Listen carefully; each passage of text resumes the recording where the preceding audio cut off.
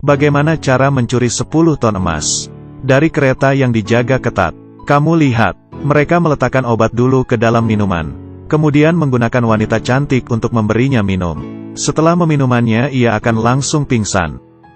Dengan cepat ahli mengeluarkan alatnya untuk mengukur. Setelah selesai mencatat ukurannya, akan menyesuaikannya, lalu membuat topeng yang sama persis. Kemudian dengan namanya menyewa kereta api. Lalu kereta api itu dilakukan perombakan. Setelah sudah berhasil meniru suara orang tersebut, yang lainnya juga sudah menyiapkan alatnya. Keesokannya mereka berangkat, dan mobil yang mengantarkan atasan lewat. Kemudian diperiksa, dengan mobil yang sama menjemput atasan. Setelah ia naik ke mobil, akan langsung menembaknya, dan jatuh pingsan. Kemudian salah satu dari mereka menggunakan topeng, dan mengambil dokumen pemerintah, lalu datang ke stasiun kereta api. Di dalam kereta api sudah ada 10 ton emas yang nilainya sangat besar. Tapi hal ini bukanlah hal yang gampang untuk dilakukan.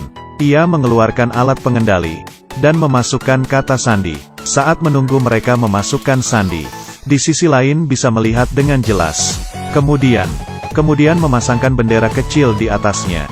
Sambil bersiap-siap, kereta pengiriman emas bergerak. Montir menekan tombol nyala mati kereta. Kemudian menambah kecepatan. Kereta api seperti terbang ke depan. Kemudian, peretas langsung meretas sistem satelit konsol. Dalam 10 menit, di layar tidak ada muncul apa-apa. Menunggu kereta cepat memasuki terowongan, ia mulai menghidupkan alat pengendali. Bendera yang awalnya diletakkan mulai berguna. Mulai otomatis merekam semuanya. Montir menekan tombol kecepatan. Kereta yang satunya lagi sudah datang. Tentara di dalam tidak bisa melihat keluar. Tidak tahu bahwa dua kereta api berdekatan. Seorang pria bersiap menggunakan sabuk pengaman. Urens menggerakkan mobil pengait. Kemudian mengikatnya ke seberang. Memasukkan kata sandi. Lalu menekan tombolnya. Berhasil membuka pintu. Dua penjaga langsung melawan. Tapi dengan mudah diatasi. Ia sampai di depan brankas. Kemudian mengeluarkan alatnya. Ia membuat lubang dulu. Kemudian memasukkannya ke dalam. Melihat di kamera dan perlahan-lahan menggerakkannya. Terdengar satu suara. Dan pintu brankas terbuka. Di saat itu waktu tersisa 4 menit. Ia membuka pintu. Dan mendorongnya. Setelah dibuka, di dalam penuh dengan emas yang membuat semua orang bisa menjadi gila. Dengan dalam waktu 10 menit, emas sebanyak 10 ton dipindahkan. Tentara di dalam kereta sama sekali tidak merasakan apa-apa. Kok bisa sih? Dua kereta api. Urens mengeluarkan tangga, dan menggunakan kereta pengait dan menggerakkannya ke tempat yang tinggi. Kemudian menjatuhkan emas itu ke sana. Urens menerima dari sisi lainnya. Satu persatu dipindahkan. Mencurinya di depan para penjaga. Saat memasukkan ke dalam truk, mereka datang ke tempat persembunyian. Tiba-tiba muncul seorang berpakaian hitam. Maskov ingin melawan. Lil menembaknya lalu mati. Ternyata Lil ingin mengambil emas itu sendiri. Dari awal sudah merencanakannya. Yang lainnya melihat itu dengan cepat naik ke atas mobil dan kabur.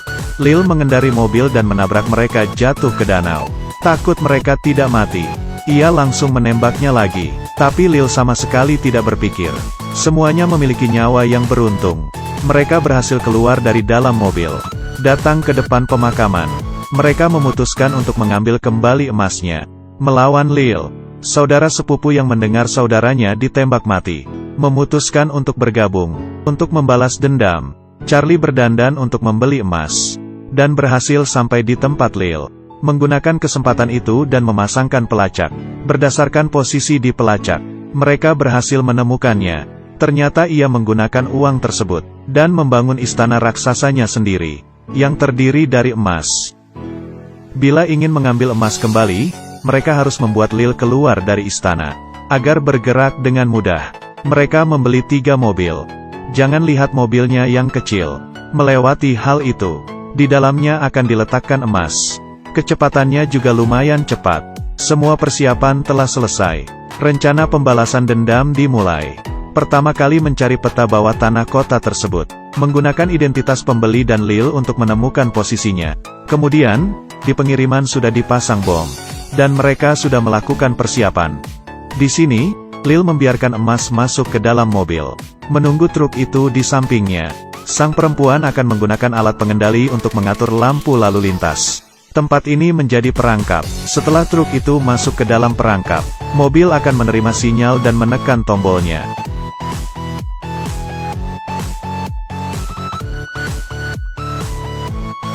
Ia mengira rencana ini sudah selesai. Sama sekali tidak. Ternyata di dalam tim ada yang berkhianat. Demi merebut kembali emas, mereka memutuskan untuk balas dendam. Tapi di saat bom diganti ke truk emas, kemudian melihat Lil duduk di atas helikopter. Ternyata di truk itu tidak ada emas sama sekali. Tapi mereka dari awal sudah mengerti cara bermainnya. Sebelumnya si wanita terus mengikuti truk dari belakang. Menyadari tinggi ban truk ada yang berbeda, ia menggunakan komputer dan memeriksanya. Dan menghitung di dalam mobil ini tidak ada apa-apa. Kemudian memutuskan menyuruh Lil untuk mendarat. Di sisi lain, Tia mobil kecil masuk ke dalam terowongan. Dan sampai di tujuan. Setelah memasang bom dan menunggu menerima emas. Ternyata tidak seperti itu. Saat itu Lil sedang memindahkan emas. Menunggu truk melewati tempat. Setelah memasangnya, dengan kuat membuka pintunya, emas muncul lagi. Semuanya langsung melihatnya. Dengan cepat memindahkan ketiga mobil. Kemudian mereka bergerak. Lil yang mengetahui hal itu segera menyuruh orang untuk mengejarnya. Mobil kecil penuh dengan emas. Tapi kecepatannya juga cepat. Musuh di belakang tidak bisa mengejar. Mereka sampai di gudang. Kemudian berputar keluar. Melewati jalan. Lalu masuk ke dermaga. Di depan sudah ada yang menunggu. Mereka langsung menyerang. Tapi di saat musuh membuka kotak itu, di dalam tidak ada apa-apa. Mereka kesal, kemudian menanyakan di mana emas itu dengan paksa. Di saat itu seseorang tiba-tiba menekan tombol buka tutup, hingga mobil musuh meledak. Dan ia langsung merebut pistolnya, dan melawannya. Musuh ingin melawan, dan kepalanya tertabrak kaca. Sang perempuan mengambil pistol, dan menembaknya. Dendamnya sudah terbalaskan, tapi kemana emas itu dibawa? Mereka datang ke tepian, dan sedang bersiap-siap membuka alkohol. Dan cairan itu mengenai mobil, sehingga memperlihatkan aslinya mobil, yang sebenarnya berwarna emas. Ternyata mereka sudah mempersiapkan mobil yang sama persis. Mereka menukar mobil di dalam gudang. Mereka melelehkan emas, kemudian membuatnya menjadi mobil emas. Dan sebenarnya mobil yang mereka bawa adalah mobil emas. Mereka diam-diam melakukannya.